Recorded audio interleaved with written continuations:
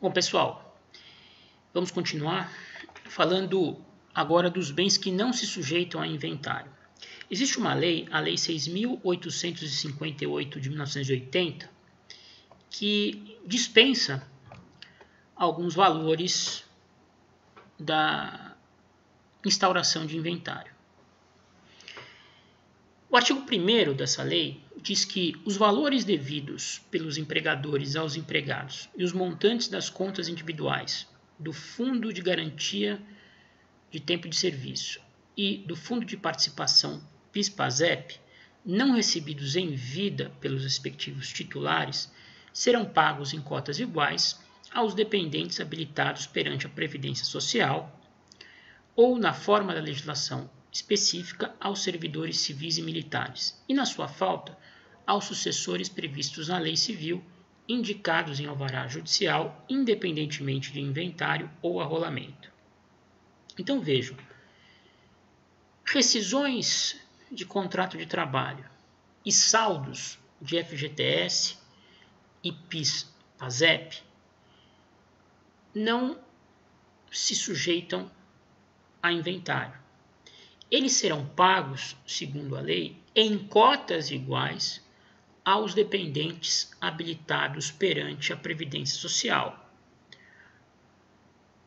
E, não havendo dependentes, aí sim aos sucessores previstos na Lei Civil, que serão indicados em alvará judicial. Então, o que acontece aqui? O sujeito morreu, tinha um emprego e tinha verbas a receber por parte do seu empregador.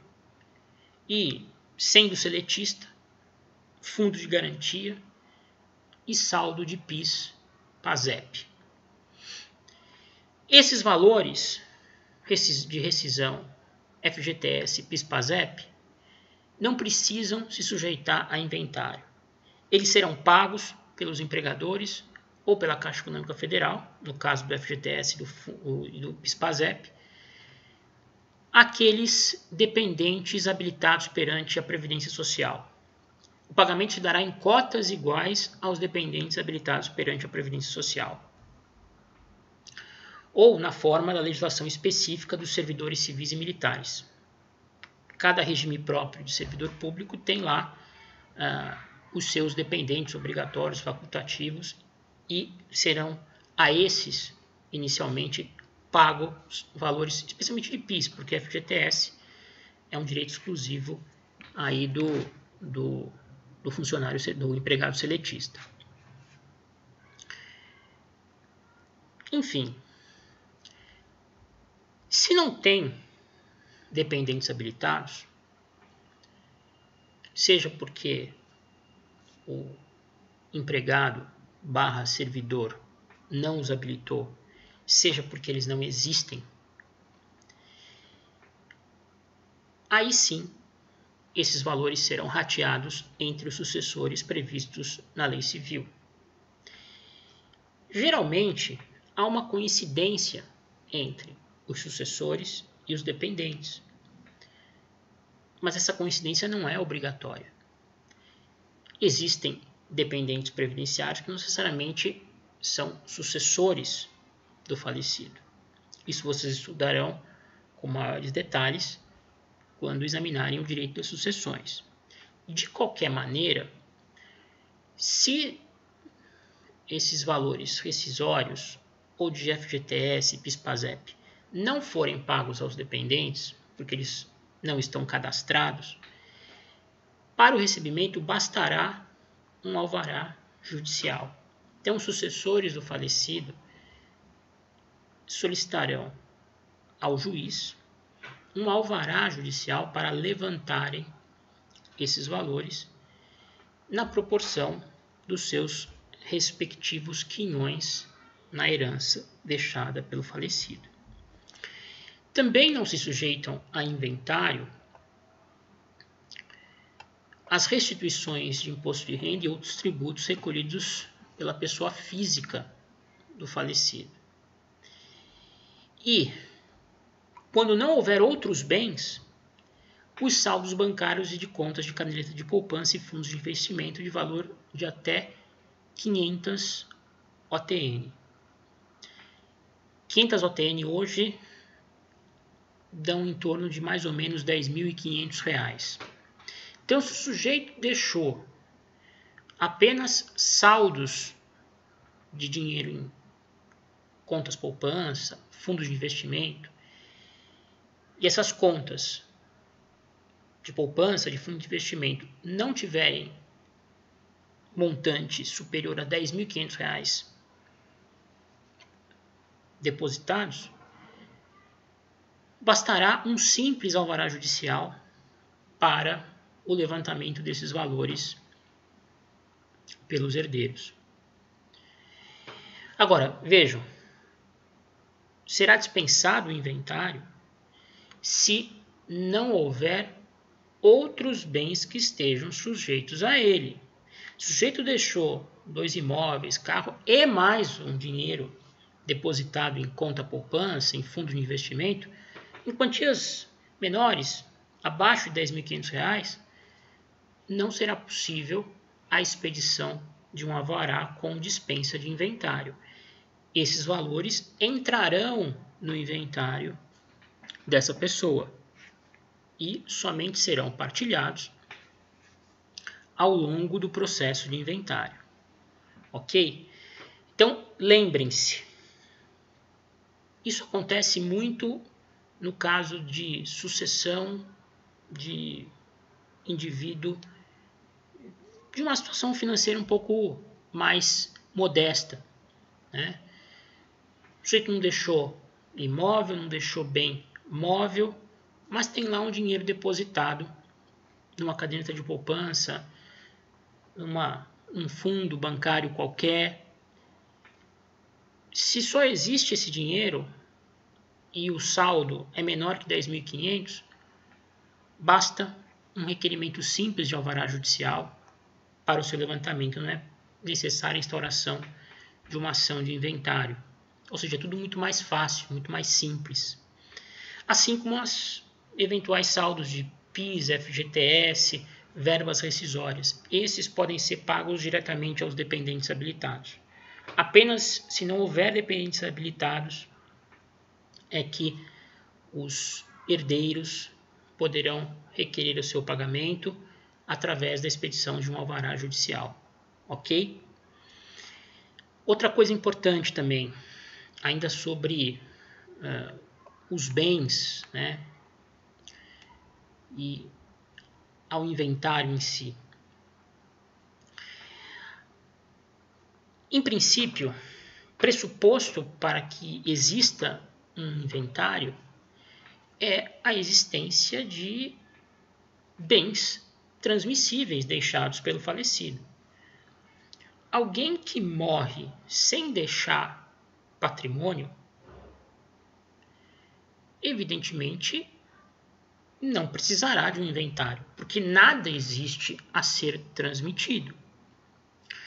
Entretanto, doutrina e jurisprudência há muito vem admitindo a realização do chamado inventário negativo em algumas situações excepcionais. E quais são essas situações?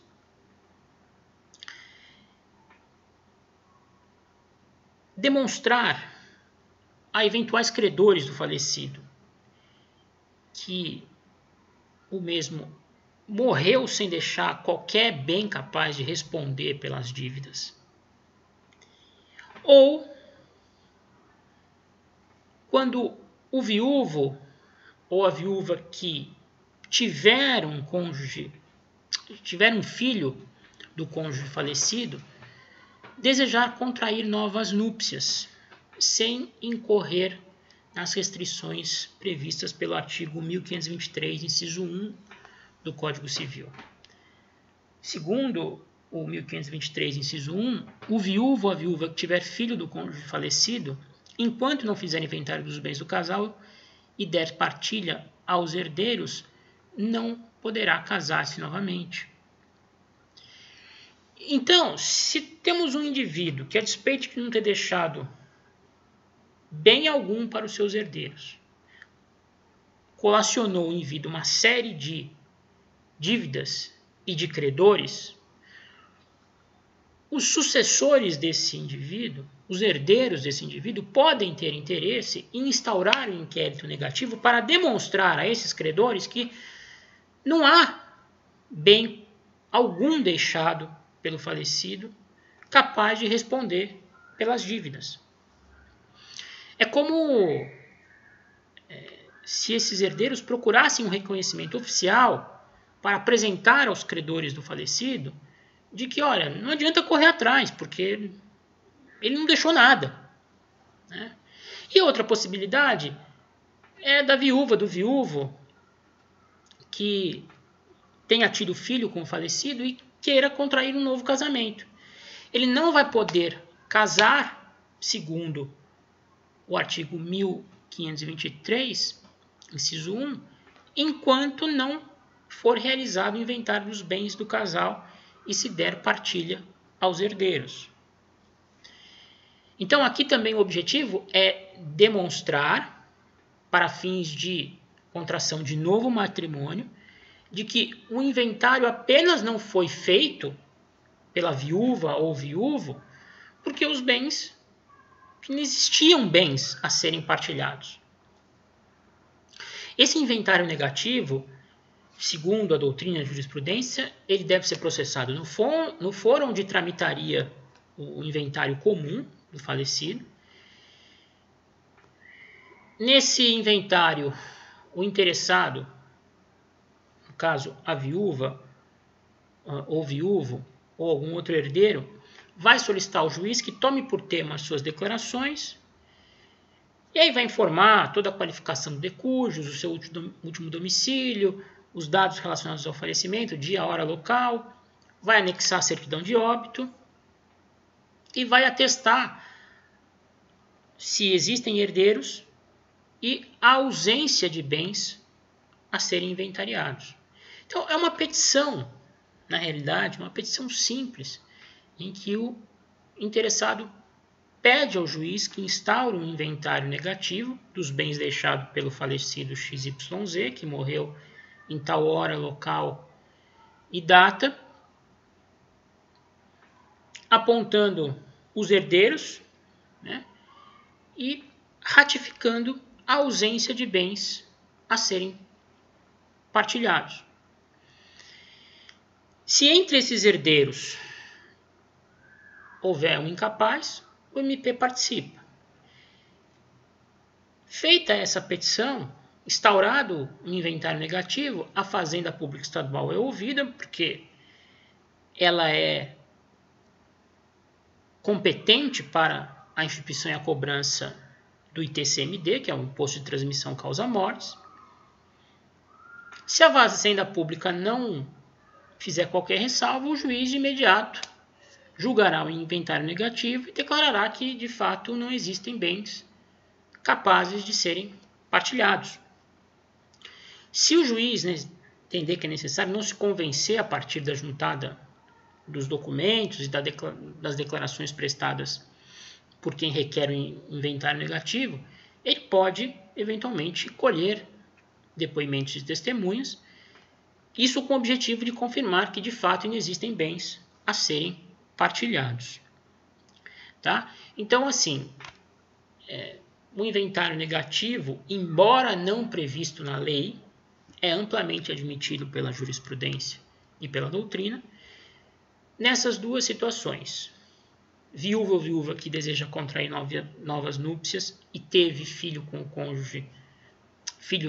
cônjuge falecido, ou algum herdeiro de falecido que deixou uma série de dívidas, com o objetivo de demonstrar aos credores de que não há, de fato, bem capaz de responder por essas obrigações. Bem, dito isso, vamos passar agora à parte mais processual da coisa, né? Uma primeira observação é importante. inventário e partilha não são a mesma coisa. E acho que isso já deve ter ficado claro para vocês a partir de tudo que eu falei até agora. O inventário é a catalogação, o arrolamento dos bens deixados, dos bens e dívidas deixados pelo falecido para fins de futura partilha. Agora, se existem mais dívidas do que bens e direitos, não haverá partilha. Assim como também não haverá partilha quando o falecido deixar apenas um herdeiro. Quando o falecido deixa um único herdeiro, o inventário, a ação de inventário culminará com a chamada adjudicação dos bens em favor desse herdeiro. O ato final do processo de inventário será a expedição de uma carta de adjudicação de todos os bens deixados pelo falecido ao único herdeiro. Então, depois de catalogados todos os bens, direitos, obrigações, dívidas, apura-se se existe crédito, né? Se os bens e direitos são superiores às dívidas e obrigações, e pagos os respectivos credores, o restante é adjudicado em favor do herdeiro, do único herdeiro. A partilha ocorrerá quando o saldo for positivo, quando houver bens capazes de suportar eventuais obrigações deixadas e existir mais de um herdeiro com direitos sobre a herança. Então, a partilha é basicamente a fase executiva do inventário. A primeira fase do inventário consistirá na fase de identificação do patrimônio, identificação dos herdeiros e pagamento de eventuais dívidas e do imposto de transmissão. Quando todo o patrimônio estiver perfeitamente identificado, os herdeiros perfeitamente definidos, as dívidas, se existentes, todas quitadas e o imposto de transmissão devidamente pago junto à Fazenda Estadual, é que se partirá para a partilha dos bens. E vejam, a partilha também, na maioria das vezes, não vai implicar a efetiva divisão dos bens e consequente extinção daquele condomínio universal formado pelos herdeiros em relação ao espólio. A menos que todos os herdeiros capazes cheguem a um acordo sobre a forma de divisão efetiva do patrimônio, a partilha somente servirá para atribuir frações ideais a cada um dos herdeiros sobre cada um dos bens que irão compor a massa. Vou ser mais claro, tomando aquele exemplo citado no início. O viúvo deixou 3 filhos, 2 imóveis, um veículo e saldos em caderneta de poupança e fundos de investimento. Patrimônio total corresponde a R$900 mil, vamos imaginar. Não há meação, porque já era viúvo.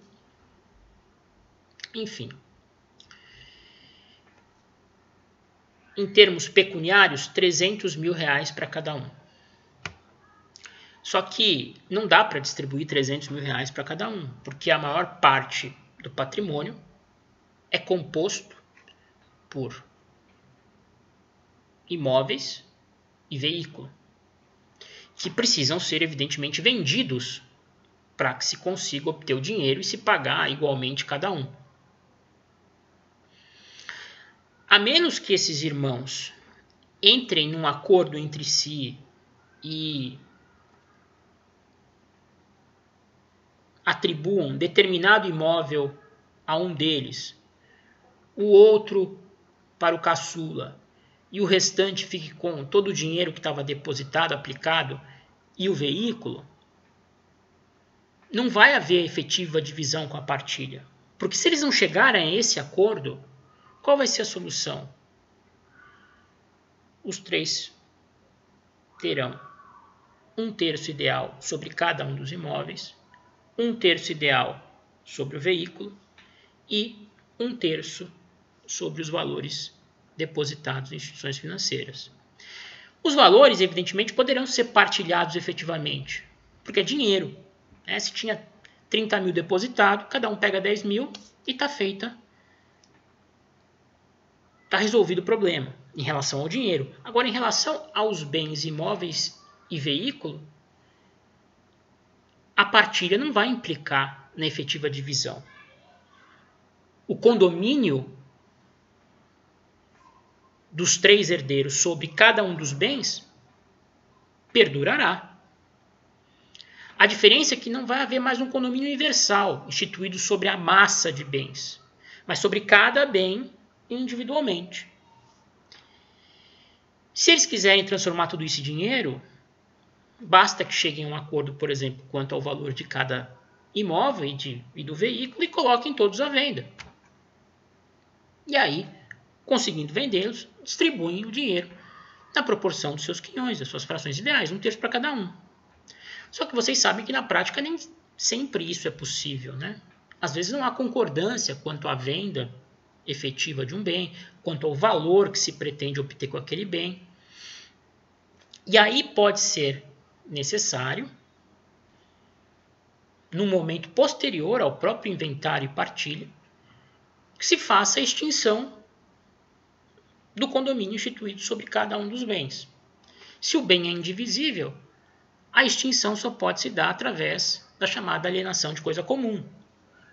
Se não houver concordância sobre a venda do apartamento, o jeito vai ser propor uma ação de alienação de coisa comum, se vender judicialmente a coisa e com o dinheiro obtido se fazer os pagamentos para cada um dos herdeiros. Se for possível a divisão do terreno, de um terreno, por exemplo, é possível se dividir fisicamente o terreno e cada um ficar com uma parte. Mas, enfim, partilha nem sempre ocorre no inventário. Depende da existência de mais de um herdeiro e dos bens catalogados ultrapassarem o valor de eventuais dívidas deixadas pelo falecido. E partilha não significa, na maior parte das vezes, efetiva divisão dos bens e extinção do condomínio universal. A efetiva divisão dos bens com a extinção do condomínio sobre a coisa vai ocorrer num momento seguinte, consensualmente ou judicialmente através da propositura de uma ação de divisão, quando o bem for divisível, ou de alienação de coisa comum, quando o bem for indivisível. Procedimento do inventário. Agora sim. Existem 3 tipos de procedimento no inventário. Todos eles são considerados pelo legislador de jurisdição contenciosa. Nenhum deles é considerado de jurisdição voluntária. nem mesmo quando a princípio não existir litígio entre os herdeiros a respeito da forma de divisão dos bens. A simples possibilidade de existirem divergências sobre os direitos de cada herdeiro na herança já tornam o procedimento de jurisdição contenciosa. Mas nós vamos ver que, na prática, o procedimento do inventário, independentemente da espécie que ele assuma, é bastante peculiar. Por exemplo, não há autor e réu, não há contestação, não há produção de provas. A conclusão do processo não é feita por uma sentença de procedência ou improcedência. Toda e qualquer discussão que necessite de provas para ser resolvida, seja dando-se razão a um ou a outro herdeiro, são resolvidas fora do processo de inventário, em processo à parte. Enfim, existem uma série de peculiaridades que nós vamos estudar, principalmente ao longo da aula de semana que vem. Bem, os 3 tipos de inventário são o tradicional, cujo estudo evidentemente será alvo de maior atenção da nossa parte, porque as exposições do inventário tradicional aplicam-se às outras 2 modalidades, aos outros 2 tipos. O arrolamento sumário e o arrolamento comum. O arrolamento sumário exige que todos os herdeiros sejam maiores e capazes e estejam concordes quanto à partilha dos bens, independentemente do seu valor. O próprio nome já sugere. É sumário. É rápido. A finalidade é só arrolar os bens, catalogar o patrimônio, ativo e passivo, e, ao final, existindo saldo positivo, se distribuir os bens entre os herdeiros que estão de acordo previamente com a partilha. Tudo é muito rápido. Já o arrolamento comum, ele vai ser observado quando naqueles inventários com bens de baixo valor, até 1.000 salários mínimos. Vejam, não tão baixo valor, porque 1.000 salários mínimos hoje equivalem a 1.100.000 reais. Então, sempre que o patrimônio for inferior a 1.100.000 reais, independentemente da existência de incapazes ou de divergência entre os interessados, procede-se de acordo com as disposições que regem o arrolamento comum. Então, vocês percebem que o arrolamento sumário é aquele que realmente exige capacidade plena de todos os herdeiros e concordância quanto à partilha dos bens. O inventário tradicional e o arrolamento comum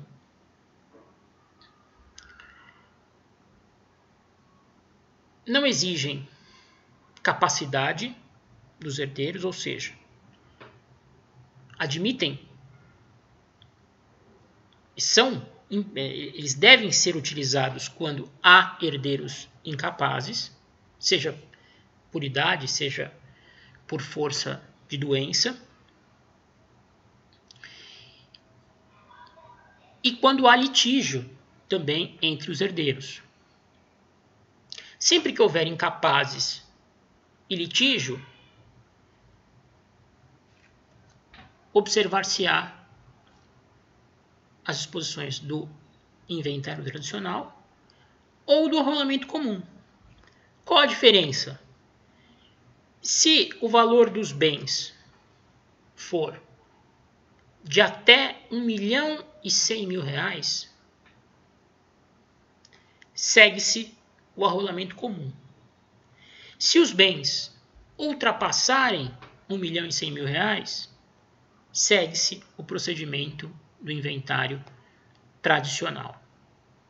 Mais à frente nós vamos falar separadamente do arrolamento sumário e do arrolamento comum. A partir da semana que vem, porque já chegamos aí a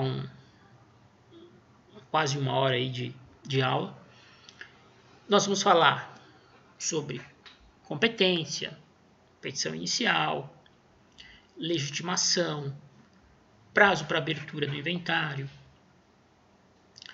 a escolha do inventariante, as primeiras declarações, enfim.